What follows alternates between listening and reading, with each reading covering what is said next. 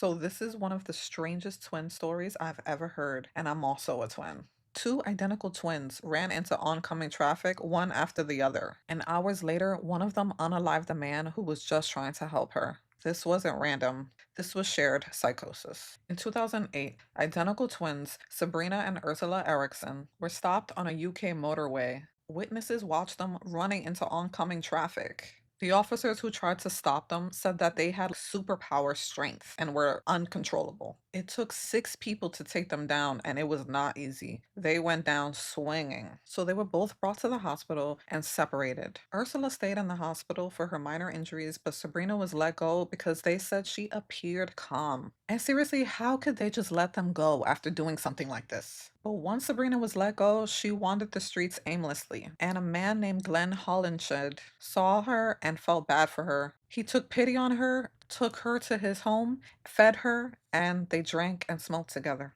She was acting strangely, but he just thought she was eccentric and just let her sleep over. The next morning, she unalived him. She left his home with a hammer and started hitting herself with the hammer in the streets. Another person took pity on her when they saw her bleeding everywhere, and she also harmed them. Thankfully, they survived that. After she harmed the second person who tried to help her, police and paramedics were called and they found her. But once she saw them, she jumped off of a 40-foot bridge. She broke both of her ankles and had a skull fracture. She was taken to the hospital, and as soon as she was discharged, she was arrested for murder. But at trial, she pled guilty of manslaughter on grounds of diminished responsibility linked to her mental disorder. She was sentenced to 5 years in prison with time already served. She was released in 2011 and then was sent back to Sweden. And that is all. Nothing else came out after that. This is a perfect example of folie à deux. That means when two people share the same delusion. It's rare and it happens when two people are extremely close,